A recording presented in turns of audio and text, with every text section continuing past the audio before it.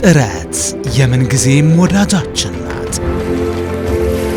ድካም ከሥራ የሚፈጠር ስሜት፣ ራሚስ ከድካሞ የሚያርፉበት ተስፋ፣ ንግድ የልፋቶን የሚመነዱበት ሱና፣ አማና እንደ ወንዛችን ገባር ምንጮች በጋራ የገነባነው ተቋም ራሚስ ባንክ ሁልጊዜም ግቦን የሚያሳኩበት ዕድል አለ።